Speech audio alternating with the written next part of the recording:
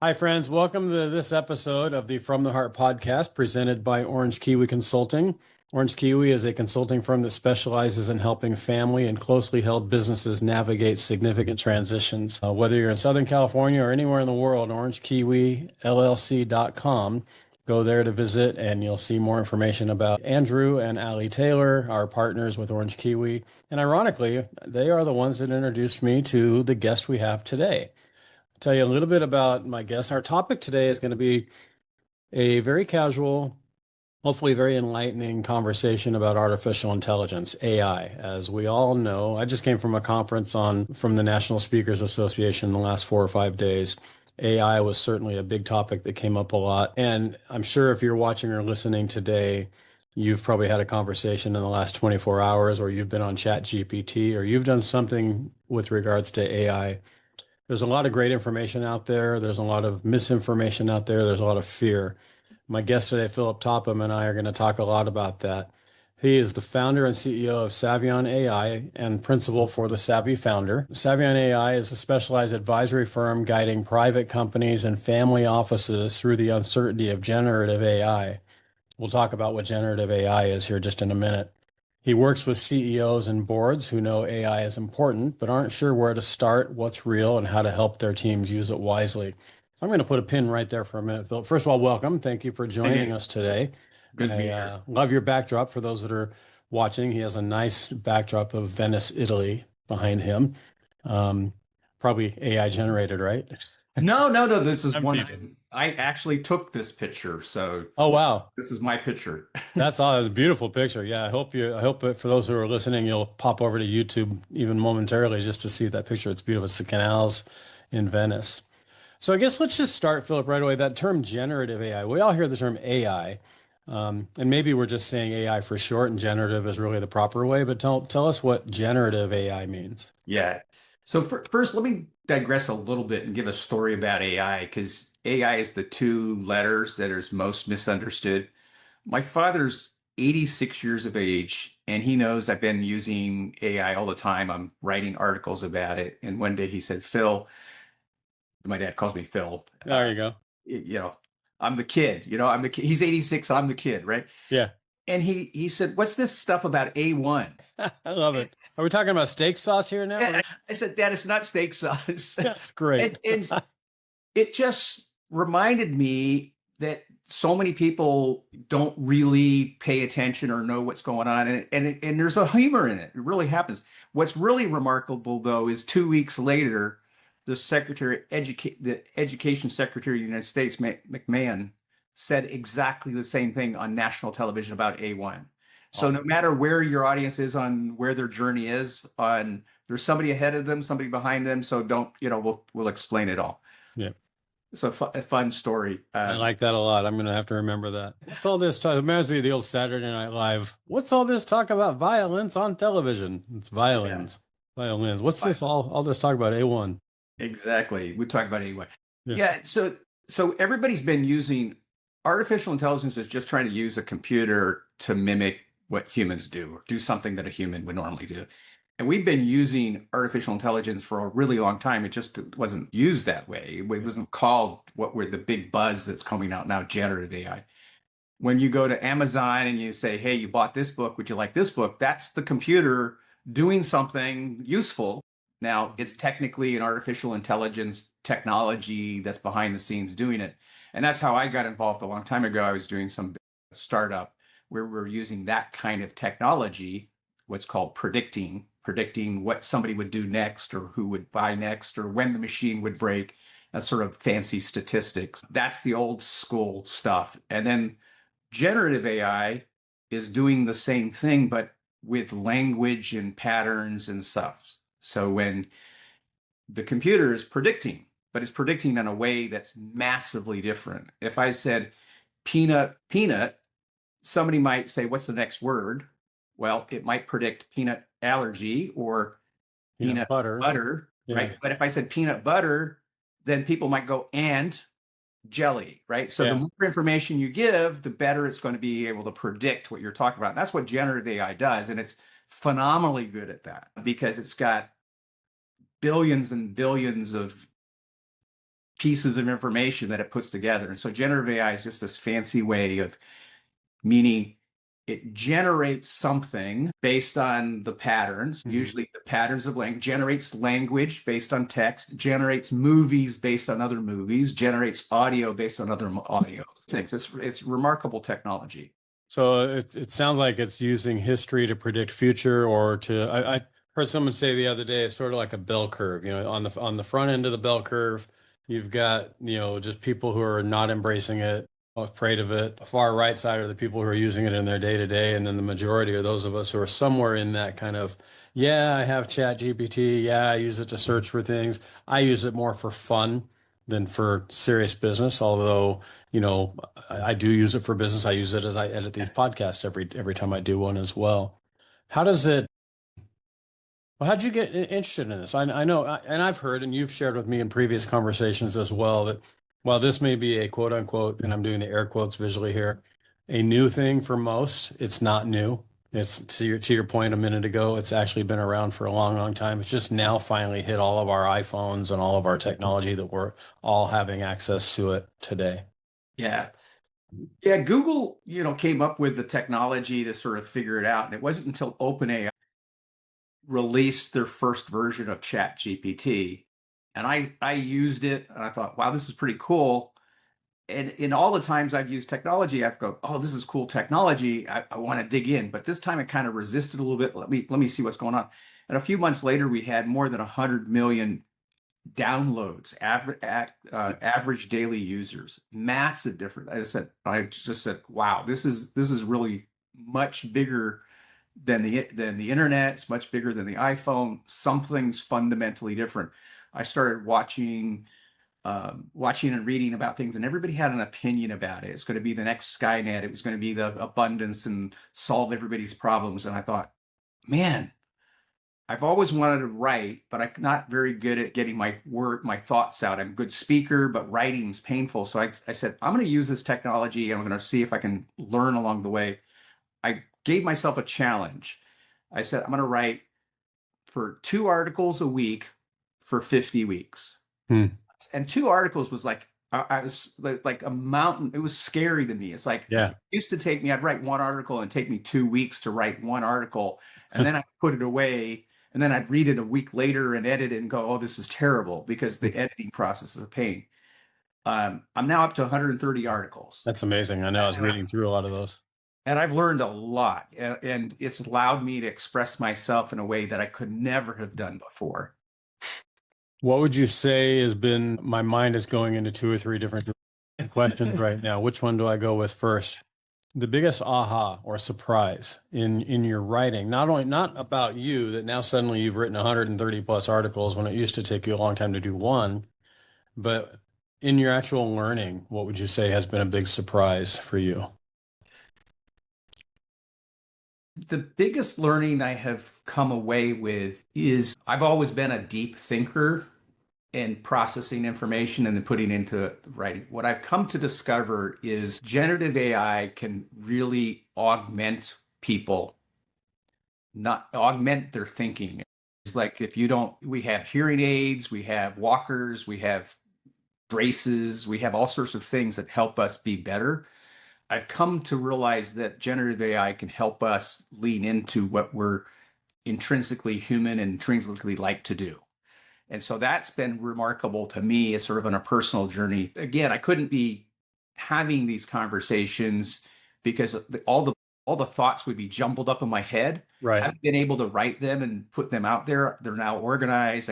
I can refer to them. It just helps that organization capabilities for me tremendously. But every person does it a little bit differently, and that's what's been quite remarkable. I have a friend. I'm going to digress slightly. A friend of mine, he's a business person. He knows zero about technology, right? His limited, he's hired technology companies over the time and he's built software. And all the time, the software projects are over budget and not quite what he wants. He's sitting down now and using generative AI to fill in the gaps. Like, how do I do this? What would I do this computer screen? And so he's able to convey what he wants to be built much, much easily. So it's giving him a whole capability that he never had Yeah. because the learning curve was huge. So he can take his business ideas, give them to the programming team. The programming team might be using, AI to help program, but he can reduce the risks and improve the outcomes is quite remarkable. So a lot of the people watching or listening are leaders in the family office and family business space, as you are as well. And I am in my day job away from podcasting. Most of the work I'm doing is with family businesses. Yeah. Family business or not, a leader, you just alluded to a friend of yours who's a CEO. Can you describe or illustrate an example or two beyond the one you just gave of your friend of a typical leader? You know what a typical day in the life of a leader of a mid-sized company looks like, short of, hey, I have to write this article or I have to write this message to my employees or I have to send something out to my customers. And those are certainly areas that they could use it. What other areas have you seen that successful CEOs and business leaders are using AI? Oh boy. Big question, I know. It's a big question, but you as you were talking about it, it immediately popped in um, a friend of mine, and I'm gonna give him a plug because uh, uh, Mark Anderson, he'll let me use his name, CEO and founder of Icarus, and he's building some clean technology. So solar, he doubles the output of a solar panel with energy, and it's it's a really cool project. It's one of mine that I think is a game changer for the clean energy. I got him from like, why would I ever use ChatGPT to he uses it on everything, right? He had to go out and hire a CFO, and he knew what he wanted, but articulating it. So he sat down with AI in a short amount of time. He had the job description that he really wanted to do. And now he could have a conversation with recruiters and other people and say, this is what I'm looking for. What's right? What's wrong? Am I okay? And that's just a simple example. But then from there, he's using it for filling out bids with the governments. And they have the government, all the boilerplate. They're asking for these questions. The boilerplate just fills the form in half the time. He's using it to find grant opportunities and postings of new opportunities that are out there. He's using it to write the human resources manual and do Sure. contractual reviews. He's using it to prep for board level meetings. I've got the board of advisors. Here's the top topics. Help me craft the agenda. Help me figure out what are the materials I need to give to the board so they're prepared. So it is just, if from a CEO personal perspective, it's like you're a professional. You can do all these other things at just lightning speed. Where just imagine before you used to have to say, "Hey, I got to call my lawyer, do a first pass at this contract." That you just ask the Chat GPT, and it gives you good enough to go, "Oh, this makes sense," or "No, I really need to get this to the lawyer and put that out." That amount of time you save is phenomenal. Yeah, I've seen some and I've made some mistakes with it. I want to ask you in a minute what mistakes you've seen. A mistake that I've made or I've seen made is relying almost too heavily on it. It's real easy to see when I get an email from someone that was just generated by ChatGPT, as an example. The terminology, the verbiage is sort of similar. Certain words that you see that look like, oh, that was computer generated more than human generated. It's hard to decipher at times, but after a while you start to see kind of the same letters or same words used that are obvious. Are you seeing that that's a mistake with it that people are making, or are there other mistakes that you can point out that we should watch for or try to avoid if we're using it, Yeah. overusing it as an example? Yeah. So is that a mistake? You know, Yeah. it's where you are on the journey. Yeah. Right? The first time you're starting using it, you'll find that the AI will do things like that. The one phrase that just drives me bonkers in an ever evolving world, in a quick paced world. I mean, they start every sentence that way, or I hope this email finds you well, right? Yeah, that's the one. Right. I hope this email finds you well, right? Just those are common mistakes. And the common wisdom is they don't yet know, we don't as a society know, how do we make the AI not do those stupid things? And Yeah. the thing is you can train the AI not to do those stupid things. and talk in your voice with the way you do things. And so we just need to educate people that it can do that. Yeah. So I'm going to test it out a little bit with you right now. Okay. So while you were talking, I literally typed in, and as I've done this podcast, I actually have had conversations with people who are experts on things that I know a lot about. And it's real easy to generate a conversation and create questions just out of my head because I know what I would ask because it's if I'm interviewing a guy about baseball, I don't need to look. I can talk baseball Sure. all day with somebody. Yeah. AI, I can talk because I use it every day, but there's still some things. If we're talking about brain surgery, I'm going right to the internet or to ChatGPT to give me help. So I typed in, give me 5 thought-provoking questions that I can ask Phil Topham, and I mentioned who you are, Yep. about AI. And so if you'll play with me here for a Oh, minute. absolutely. This would be fun. I actually kind of like these questions. So, practical impact. First question is, what are the most realistic near-term ways AI will change how small and mid-sized businesses operate? Small and And mid-sized thank you, business. ChatGPT, for now Yeah. hosting the From the Hart podcast. Yeah. We give a shout out to them. Yeah. Yeah. So from a small, mid-sized business, the backbone of America, if you will, right? Right. You that we just gave some examples of that. There's so many times you're not have the talent that the largest of companies can have. You've got a solid B team, great. Well, or that you can't find the right candidate at the right time. You're missing something. ChatGTP can actually fill that in. I've done this even at a board level where the board is missing, say, the human resources compensation person. And you can actually have AI pretend to be that person and say, help me understand it, just like you're doing here, right? Right. You're pretending to be an AI expert by asking me AI questions. Well, for small businesses, there's many things that you might be missing. Maybe you have a marketing program and you want to figure out how to make sales better. ChatGPT is being used for that every single day. How do I do a Twitter campaign? How do I do a LinkedIn campaign? It'll go through every one. It'll help you write copy. You can give the information. So it just gives you superpowers across each and every functional area in your business. Now, I'm going to pause there. Each and every function, provided that here's the proviso, right? Yeah. Provided the owners and the C-suite and everybody, the leadership can go, this is okay. Like, this is okay. It's not Skynet. This is a useful tool. It's just like a spreadsheet. We know what a spreadsheet does. We're going to treat this like a spreadsheet, learn it slowly, figure it out. If they learn to use it, the company can grow massively quicker.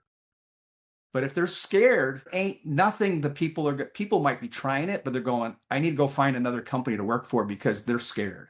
I love this stuff. I'm going to leave because they don't. So But then they're going to find the same thing true at another company. at another company, and they're going to keep doing it until they find somebody who's probably the startup that's raised some money, and they're going to start taking over the industry. Yeah. Yeah.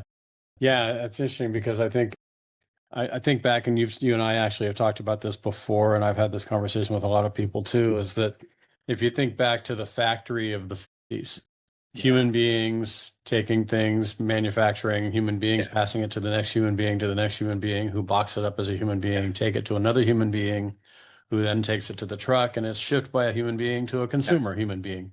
Okay, now, 60s, 70s rolls around, and probably earlier, we start automating these things, and eventually, you know, I remember when I was in college, I typed my term papers. I'm 61 years old. I typed my term papers on an electric type. I remember going from the manual typewriter to the electric and thinking I had just launched to the moon. And then I remember going from the electric typewriter to the first personal computer, and I had that 256K modem that had the dial-up sound that we all can mimic in our brains, but can never make it sound right. To thinking, wow, now I've gone from the moon to the stars, and then going from that. And so, all of that. And so this just feels like it's another swerve up that hockey stick growth in technology. And yeah, there's companies out there who are using AI to do literally everything. You looked like you're getting ready to say something, so go ahead and say whatever came to your mind. No, what I was going to say, when you were going down memory lane, I remember having to use the dot matrix printer. Right. And request the professor to say, could I use the dot matrix printer, because they wanted it as a typewriter. And so Yeah. those in the audience, that was a point in history. Yeah. You and I have seen those changes, right? Yeah, staying on memory lane for 1 second before I go to the next point here that ChatGPT wants me to ask you. I interned for Allergan Pharmaceuticals in Irvine, California in the early to mid 80s. So I was in college, and my job one summer internship was I worked in the computer tape room. For those that don't know what that is, it's because it doesn't exist anymore. Okay. And we all know that, 80% of the jobs in 5 years don't exist today. Well, 80% of the jobs from 40 years ago don't exist anymore either. But what would happen is someone would be working on their computer. They would need to access a file. They'd pick up their landline phone and call the landline in the computer room, the tape room. I would answer. They'd say, hey, I need such and such tape because I need to work on a file and save it. So, okay, give me 5 minutes. I'd go find the big brown tape, stick it in the computer, hit record, whatever, call them back, say, okay, you're ready to go. They would do whatever their work was. They'd call me back when it was done, and then I'd make sure that it all saved and I'd put it back in the files. And I'd just be answering calls and putting tapes on the machines. That's what I did all day long. Kill me now thinking about doing that job. But now if I want to save something, I literally just hit the little disc on the icon disc, save, keep going.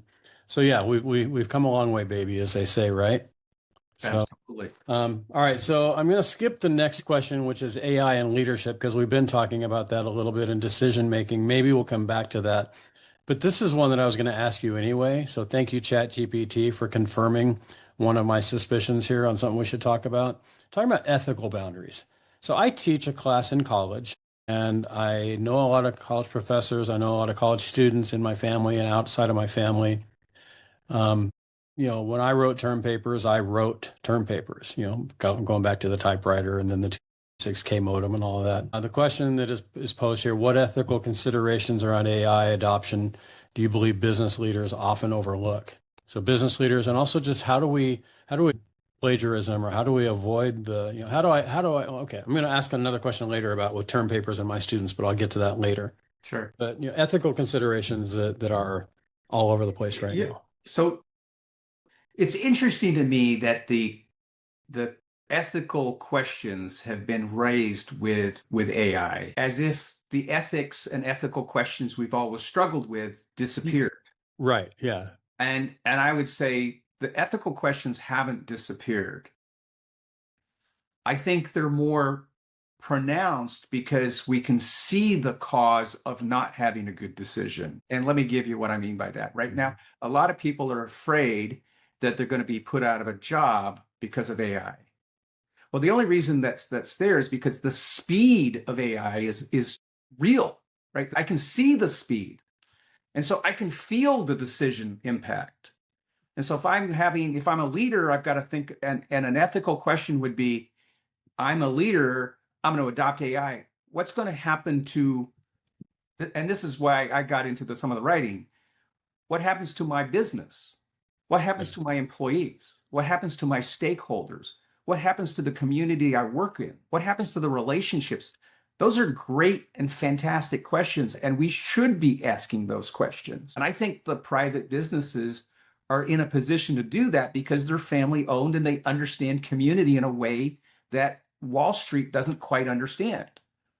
So those are perfect questions, and we will solve them, right? What a private company chooses to do around their ethics might not be what somebody on Wall Street chooses to do, and I actually have some ethical questions about that, right? I do not want the world to be owned by the Magnificent Seven.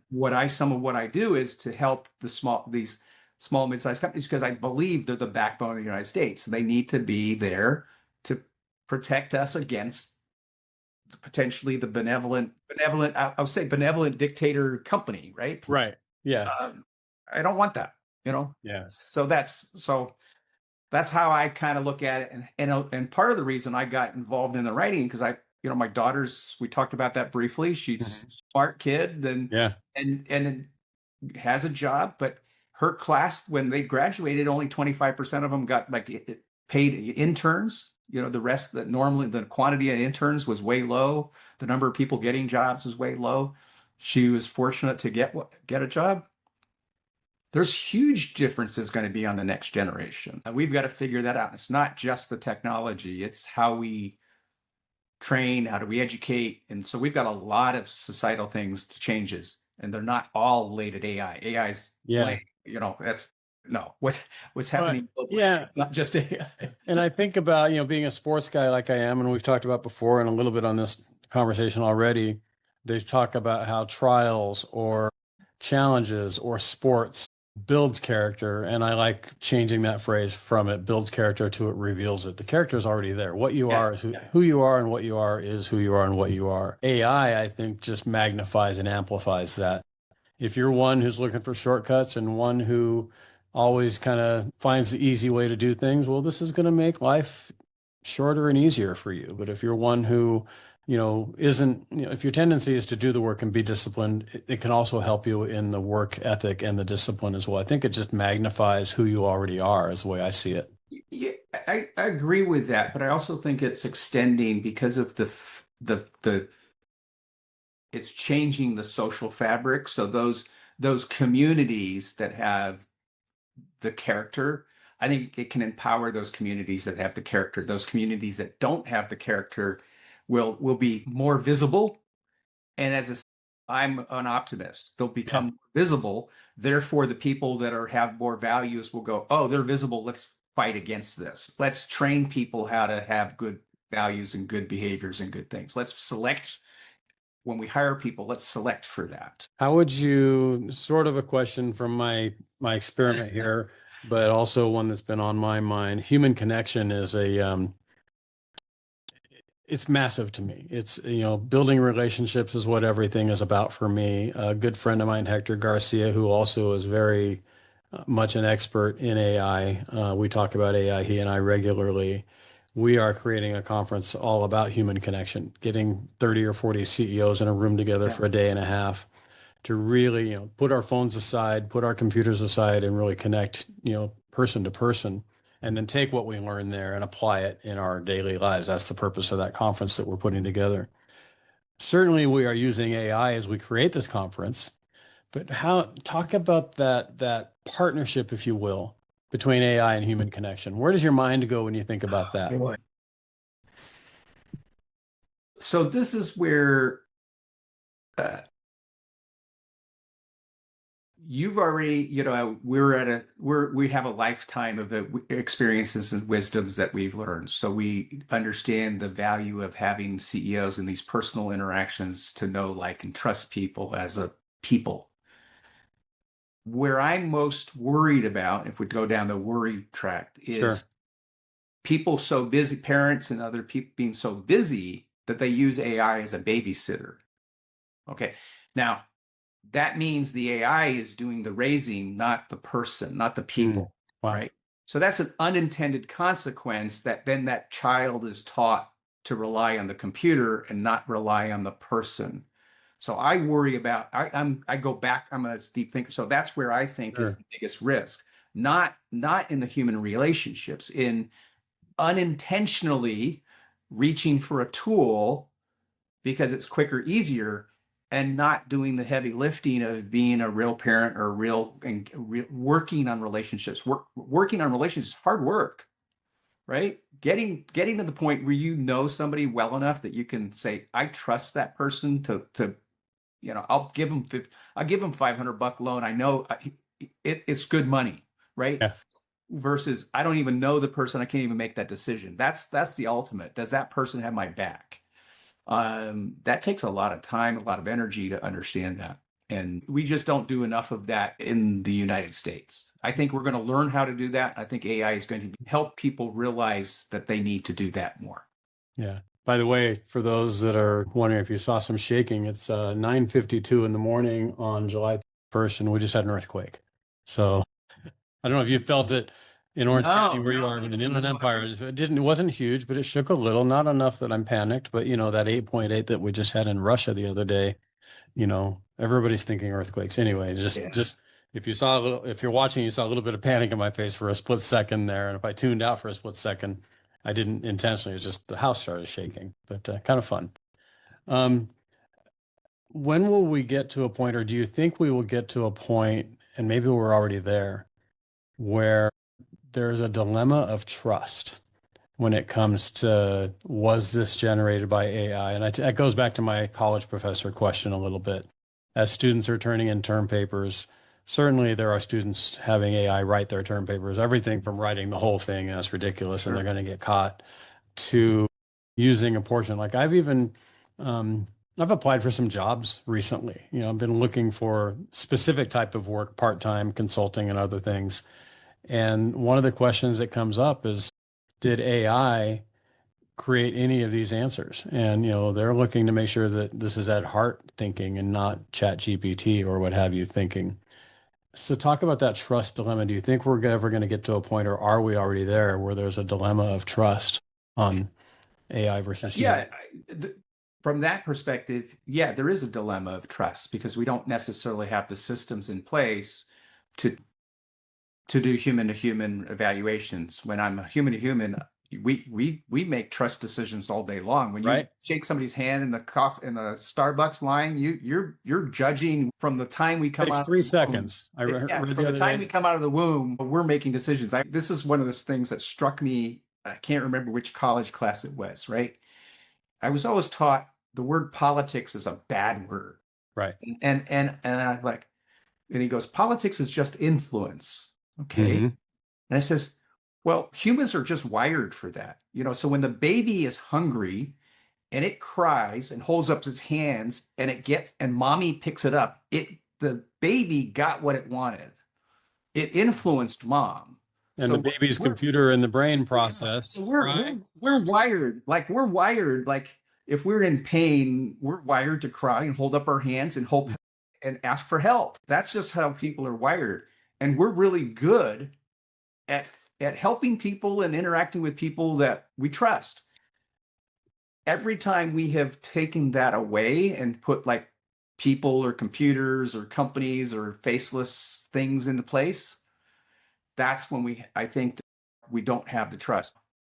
That's then you have to say, is the person using the tool trustworthy, right? Yeah. I have an accountant. Is my accountant trustworthy? Oh, Right. is my accountant embezzling from me? Those are human decisions, not the person could do either one. And I think we don't have enough way in our society yet to do um like a trust kind of thing. You're right, though, because as you're talking, I'm thinking about people in my life, leaders in particular. I work with a lot of family business owners, and in my mind, and I won't name names, but a lot of names popped into my head of, man, that person really is a person of high integrity. If they are, like my buddy Hector, for example, I'll name one name because we do talk about AI. And Hector is someone that I trust implicitly. He's a man of high integrity, high value, as a 30-plus-year-old business in the creative side on the consumer packaged goods industry, designing packaging and so forth. When Hector came to me with the first conversations about AI a few years ago, I listened because, if Hector, it's the old E.F. Hutton. When E.F. Hutton talks, people listen. When Hector talks to me about some new innovative way of doing things, I'm intrigued because it came from him. Whereas if it's somebody that I know that, yeah, they're sort of questionable character, first of all, why am I hanging out with that person? Sure. But, if someone that has questionable character brings something to me, we tend to question, consider the source is that common phrase that we all use. So I Yeah. think it's going to make those with high integrity and high work ethic and high value and high results even more effective. It Yeah. makes the good better and the worse or the bad worse, I guess, is what I'm trying to say. Yeah, even when I write, I often, if I use something, it's usually human thought, AI refinement, right? There you go. Yeah, sometimes it goes the other way. AI thought and human refinement. And in ways there are. I mean, Yeah, AI generates this, I had to write a letter to a client recently and it was about a topic that I'm somewhat comfortable with. So I had AI generate the letter, the template, but then I put the Ed Hart touch on it. And by the time I was done, it really looked like a letter that I had written because I probably yeah, revised most of it, if not at least 90% of it. So yeah. Having AI come up with a logic flow and is really helps give you clarity, and then you put your own touch on. That's what I found the most is it just doesn't know our life story. It doesn't know empathy. It doesn't know emotions. It just knows peanut butter and jelly sandwich. Right. Yeah. And that's the thing that bell curve, again, we talked about the other day in this conference. They talked about how, you know, AI really is an accumulation of everything, and it's going to shoot for the middle. So it's not going to be ultra creative right now. Oh, and you get this hesitation look on your face. I've got to clarify You're going that. to disagree with me a little bit. Yeah, a little bit. Yeah. Yeah.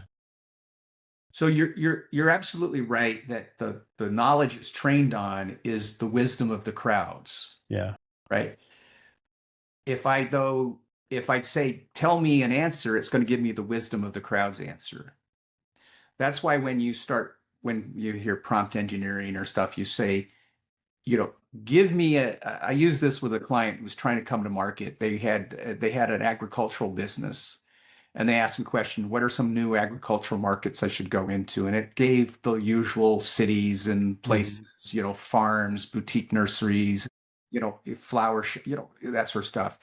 And then I said, well, what about the fringe markets in other developing countries, right? By shifting the word, by using fringe, developing, it moves it to the edge. Then it shifts into a new data.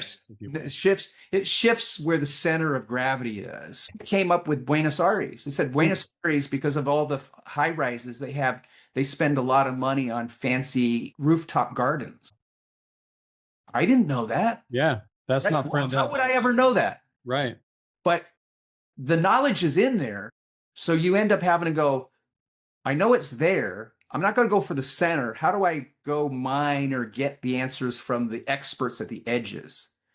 So so the whole point is I'm just sharing this so that we're still learning how to navigate this. And that's a skill that's going to become more and more. Most people just will go to dive into the middle, wisdom of the crowds, and get disappointed. It didn't work. Yeah. Is there a dark side to AI that you think no one's talking about yet that we will be either through or worried about? Pick a time frame, 5 years from now. So it's 2025, 2030. From your research, and you've written 139 articles and you've read a lot. Yeah. What dark sides are there out there that you think? Well, let me just speak. I tend to be I acknowledge the dark side. I acknowledge the light side. I'm a pragmatist and I don't like to do a lot of arm waving. Yeah. But with that in mind, on the dark side, I think it's people not thinking enough about the unintended consequences. We just talked about parent, using the tool because it's convenient. Just like you and I grew up with the idea of latchkey kids where they use the television as the babysitter. Yeah. And then there was a whole generation of kids that didn't have certain skills. So that's an unintended consequence. I worry about that. I also worry about the Magnificent Seven and I also worry about the nation states. Nation states have a belief that it's a winner take all proposition. Right. We haven't talked about what's called, talked about generative AI, but the other rush that they're chasing after is artificial general intelligence. And that's the idea that the computer has more knowledge than, a polymath, meaning a genius in 5 or 6 or 10 subjects all at the same time. Yeah. And then they can solve problems that you and I would never be able to solve. They're working on how to make that happen. Yeah. That's a good thing if, so that can be a great thing. Right. Yeah, absolutely can. But it can also be a really bad thing if the cyber criminals say, hey, be an evil genius for me, right? That's a bad thing. So those are the unintended consequences. Again, it still comes down to how do we as society govern ourselves? How do we engage with each other? How do we create values and respect and other things where it's an inclusive society? And I don't want to go down that thing, but if we can do that, then AI works for the way we want it to work.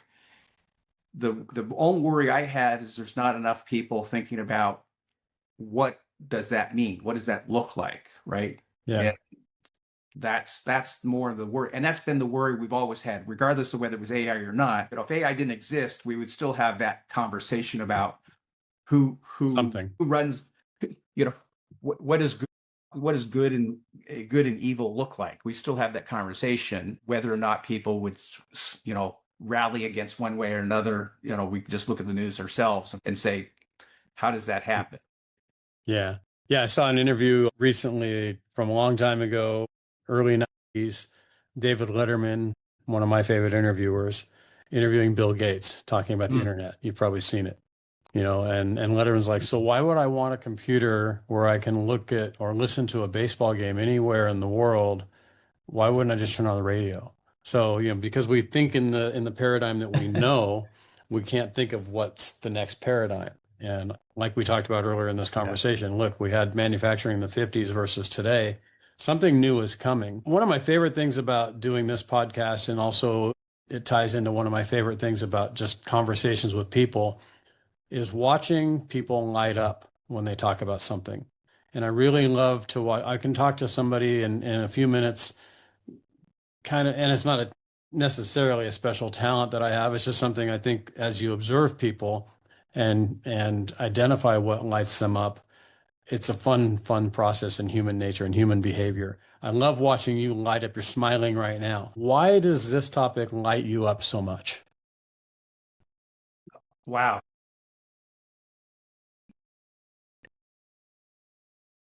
Because of the impact I can make, Hmm. right? I'm at the point in my life where I could retire, semi-retire, or do whatever I want, and not. So I started writing the writing to be a bigger impact on things, and I truly did believe that there's AI can be used for good, AI can be used for bad. I'm a pragmatist that if you figure out some of the business structural things, then a lot of the other things people have the capacity to do the other things because they all are part of nonprofits, they all give back, that happens. Yeah. If I start at the soup kitchen, that's not going to make a difference. If I work at the businesses that need to transform, and so for the businesses that are sort of listening, I'm going to be speaking at the executive next practices here coming up, and we had to come up with what are the next practices. And one of the ones is, what new business models are you going to embrace because AI is coming, right? If your company has the ability to think about something new, then you're likely to be around and survive the next generation and come around. If you're thinking about applying AI in the way that it was done when the covered wagons were coming across the West, Yeah. probably not going to make it. That's which one do I do? Is it and I'm a pragmatist that it's going to change. You have this new opportunity, a completely new opportunity to remake the future. AI is leveling things and giving people capabilities that just didn't exist. I shared my business guy who's doing computer stuff because he would have had to spend a fortune.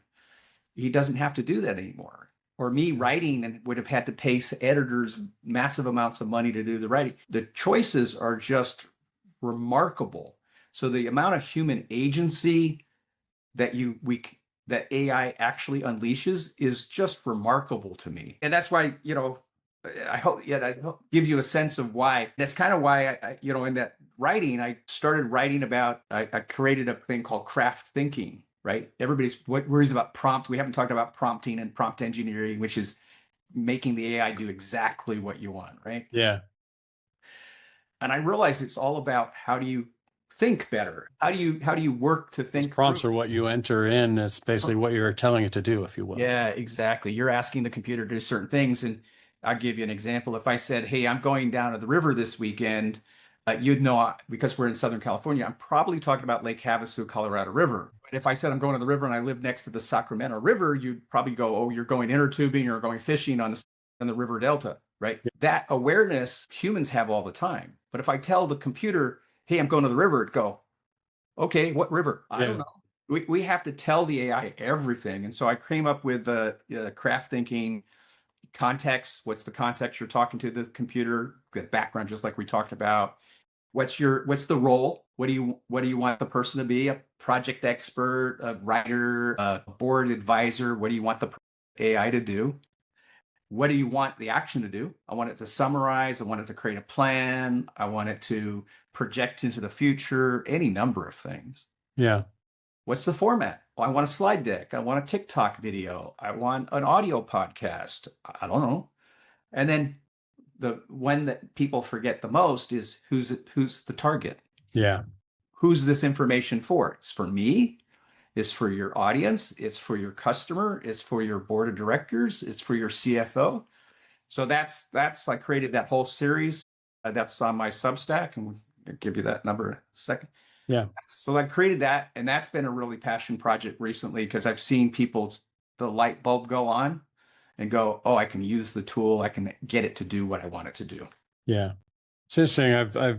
As you're talking, I'm thinking about, I talked to a friend of mine recently who they are considering a move from Southern California just for a variety of reasons. My wife and I have even talked about it, a lot lately just because of Right. cost of living and everything else. And this friend of mine said, I went on AI and I said, I want to be no more than 6 hours away from skiing, snow skiing, and no more than 6 hours away from surfing. This person likes to do both.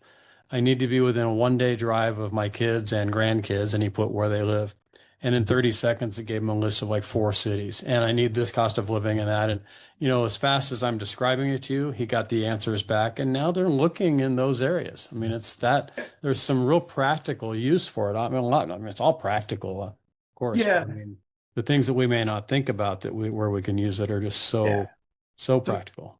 so that's a perfect segue. So that's the craft thinking, and that you Right. sort of described it pretty perfectly there. But there's three levels of it. There's three levels of thinking, and I would say what your friend shared was the hindsight. Use AI to give you information we already know, right? Yeah. So find it out there.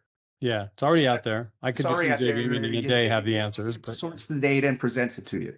This is where I stress the insight.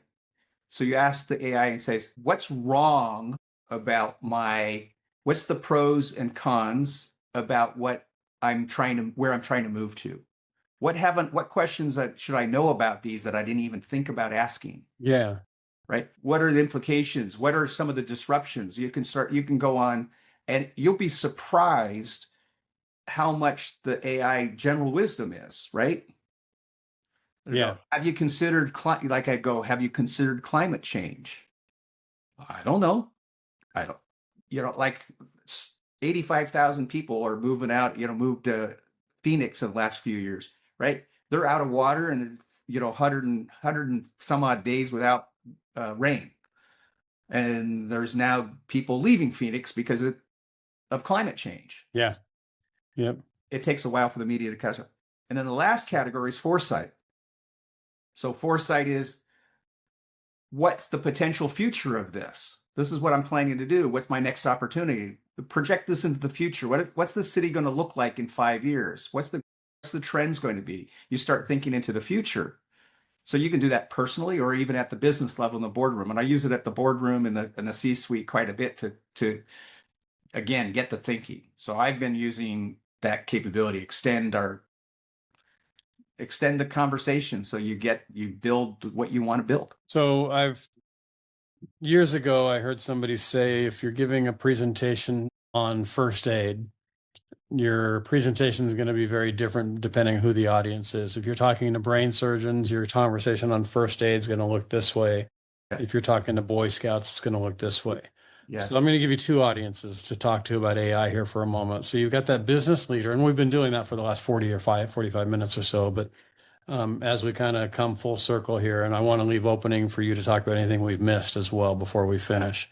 But one of the last questions I have for you, talk to the brain surgeon, air quote, Boy Scout, air quote, the go to the novice first, somebody who they could be 70, they could be 7, they could be 17, and they're just so afraid of it or just don't want to dive into it. Or I've talked to people who are afraid of typing anything into Chat GPT as an example because now it has my information. There's always that person. I don't want to enter too much because now it knows everything about me, or I don't want to put that out there. So talk first to the novice, the person who really knows nothing about it. What would be your recommendation for dipping the toe in the water, if you will? So for the novice, so there's a couple of things that you sort of implied. There's the novice that's anybody that's curious. They're just sit down with it, type, or even speak to it and see what it can do, and share your conversations with other people that are curious or somebody that's just been doing it a few months or more than you. You'll be comforted that, to a second grader or fifth grader is God. There's always somebody that's slightly ahead of you. Right. You need the comfort that what you're doing is okay. So for the people that are sort of novices and curious, that's the way. For the people that are novices and scared, you know, until you conquer your own fear, there's nothing that's going to cause you. I can't force you to the computer. You're just going to be left. I'm just going to be blunt. They'll be left behind. Yeah. Right. And the analogy I use is there was a point in history we would buy software. We would go to the store and we would buy it in shrink wraps. We'd put the computer disk, and we'd put the CD. Wasn't that long ago. Right? Long time, not that long ago, right? Yeah. And then we went to software as a service. And then now every day there's a new update to our computer and something's going on. And now AI is here and AI is making changes super duper fast, right? We are no longer in control of the speed of change. So imagine going to the gym, the workout gym. You go into the gym in the old days, you would go to the treadmill, you'd push the button and say, I want to walk. I want to speed up. You'd push the button and you change it again.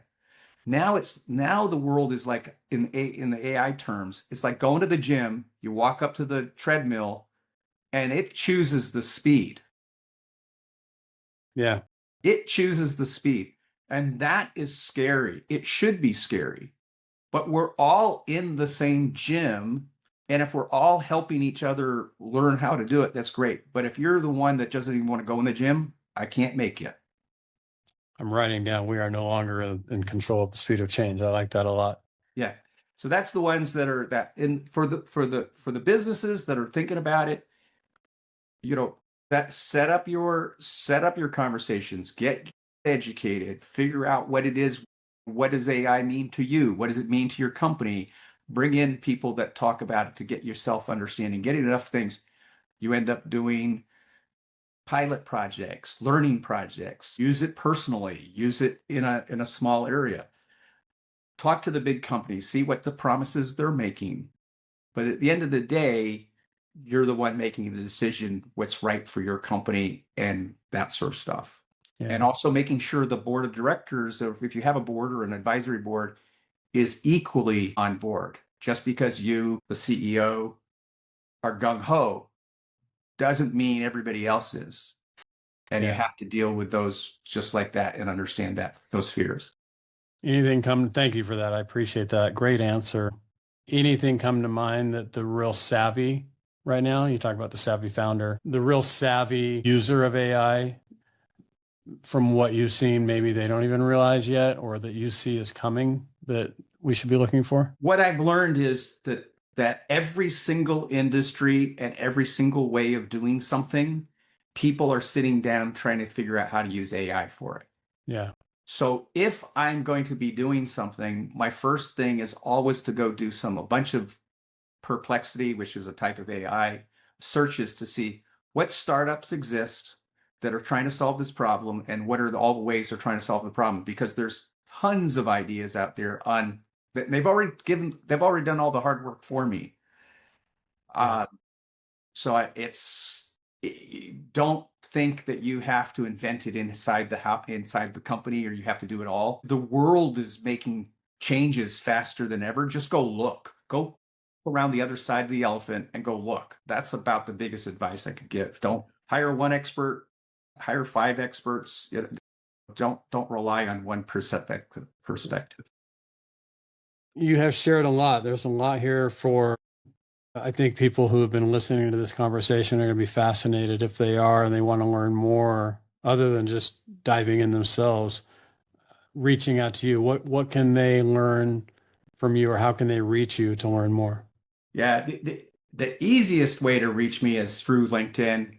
So my first name, last name, Philip Topham, LinkedIn, you can find me there. Okay. And then certainly there you can find my Substack. It's the company name, SavionAI.substack.com. I'm sure they'll be in the show notes, and sure, those will be easy ways to find me, both of those. And I respond to everybody that DMs me or connects with me and that sort of stuff. And my email's up there too. Okay. What's exciting for you about what you have going on? Any big thing you're doing now, or you want us or the audience to know about that's exciting on the horizon? just a boy. Pers- Personally, being getting out there and getting on more podcasts and more visibility. I'll be at the we talked briefly mentioned the Private Directors Association. These are companies, these are people that wish to be on private boards and advisories. I run the National AI Special Interest Group for that. So, but that's really good for anybody that's already is a private company and wants to think about how do I get the best practices. Yeah. Come join PDA to learn how to get best practices. A great network of 3,000 execs and board members across the United States. Fantastic organization. That's something I'm getting involved in and try to move the needle in a bigger way. Excellent.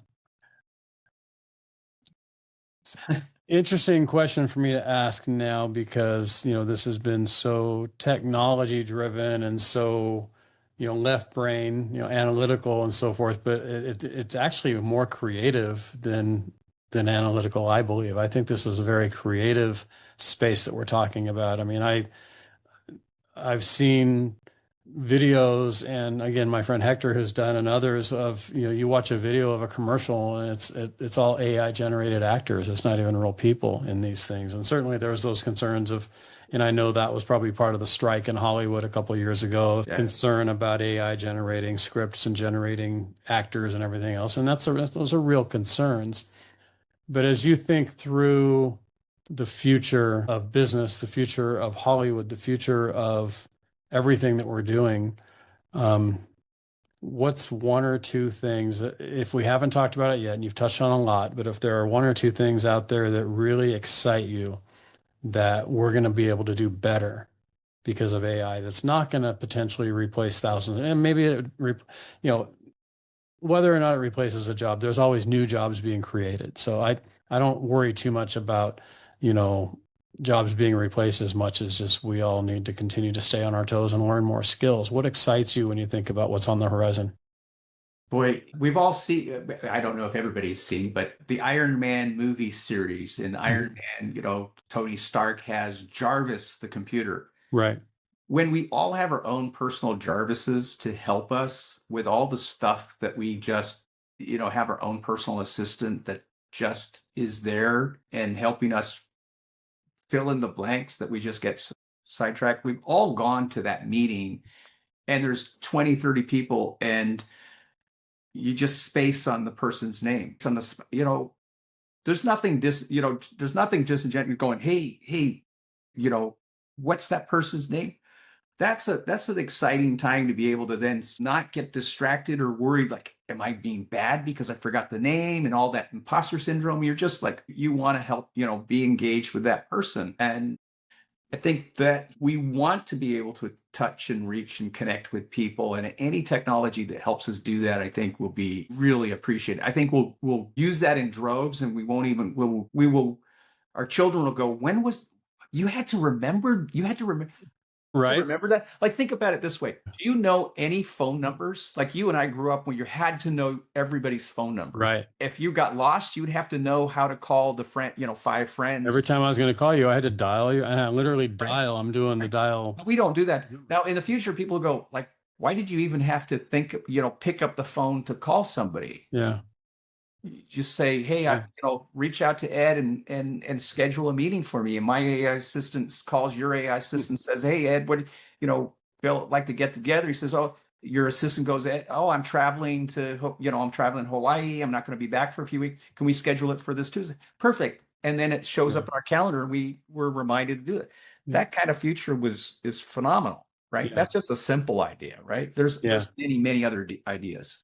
Yeah. How often in a day, from the time you wake up to the time you go to bed, would you say you do something using AI, if you had to give a number? It goes in waves. There's some days where it's literally just about all day where I'm heavy down working on something, and I will create a project plan and I'll say, what's wrong or what's right with this? How's this going? Help me look at the importance of this. So I use it a lot in so many different ways. And I'm always coming up with new ways that I never even thought about. It's like having an Excel spreadsheet, but they didn't give you the manual of how to write macros. They didn't give you a manual. Yeah. Right? And AI is just like that. They give you this tool. There's no real manual. All right, two questions left. Three questions. The first question is free form. Anything that we didn't talk about that you really want to make sure we hit on. And I'll say the second question is going to be who inspires you and why. And then I'm going to hold the last question for after those two questions. Who inspires me? There was three: Henry Kissinger, Isaac Asimov, and Magellan. Wow. So figures from history. Henry Kissinger, brilliant man, consummate diplomat, right? Unbelievable diplomat. You could love him or hate him, but he had his values. He had yes, for your audience, he was the author of Mutual Assured Destruction. But he also wrote, the latest AI book, Genesis, at the age of 100. Phenomenal, right? Isaac Asimov, another futurist, well beyond his time, wasn't necessarily the brightest PhD, guy, but wrote so many books on so many subjects. What would he do with AI today, right? Magellan, an explorer. I'm an explorer. Yeah. I explore thoughts. I explore ideas. I'm a deep thinker. I usually, help people walk around the room. That's my greatest gift is people get locked in the book. I'm a non-linear thinker. Those are things I strive for. Those are just three people, but those are people I admire from history. I love that. I love that question. I ask it a lot because it really helps us peek inside another person, how they answer, who you admire and why. I love that because I learned a lot about you. I learned about exploration. I learned about how you like to help people think outside the box just from your short answers right there on those questions. Yeah. All right. So as we wrap up, my last question I ask all my guests, and it's episode 144 or 45. I'm not exactly sure, when we put this up, but it's sort of a ridiculous question to ask of someone where you just spend an hour with them. But I ask it all the time because it does there's that word. It does prompt new creative thinking, I hope. And I'm just simply going to ask Phil, as your dad calls you, or Philip, as the world calls you, what's in your heart? Boy, there was a period of time I struggled, and there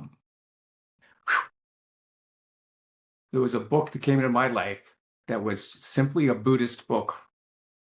Everybody suffers, so wish everybody good health, happy life, and friends and family, good wealth, health. Thank you. Appreciate that. Appreciate you. Appreciate your heart. I appreciate the wisdom that you have, and that you're one of those people who has acquired wisdom for the sole purpose of sharing it. There's a lot of people who acquire wisdom for the sake of acquiring and having and gaining more, just like they go after more money to have more money. Yeah. It's refreshing to meet someone who comes into wealth, whether it's financial, whether it's wisdom, whether it's love, whatever it is, like you, who acquires so that you can share it. And that comes out very, very easily in you. When you light up, is my question earlier. What I've noticed in this hour plus that we've been together is that every time the conversation's been about knowledge or wisdom or sharing with other people, that's when you lit up most. And in your answer to what's in your heart, that's the last two questions, what's in your heart, and the one before that, who inspires you and why, tell me everything I need to know about you. So Perfect. Thank you for sharing your heart, sharing your wisdom, your experience, and your passions with us today. I hope that those that are watching and listening have an opportunity to really tune in to this conversation. AI is a topic that's been on all of our minds, as we said an hour ago at the beginning of this conversation, but I know I see it a little bit differently now than I did an hour ago because of what you've shared. And I'm excited. Personally, I'm excited for what it's bringing. I think it's fun. If nothing else, use it for fun. There's a roast me feature on ChatGPT. Put your LinkedIn profile in and type roast me and have some fun and have some thick skin, because it's going to say some things that are true. It's really very, very good at that. We didn't even talk about that. I have my AI assistant. I asked it to create a name. You can go read about it. But Chloe is my AI assistant. Nice. She's the snarky side of me for answering questions. It's quite fun. Very cool. Yeah. Awesome. Well, Philip, thank you for your time. I appreciate it very much. And there's anything we can ever do to help promote the work you're doing, let me know. All of your contact information will go in the show notes on the From the Hart podcast, on our page, on our website, on all of our audio and video platforms. And again, just want to say thank you. Thank you for who you are and for what you're doing and for this new friendship that we have.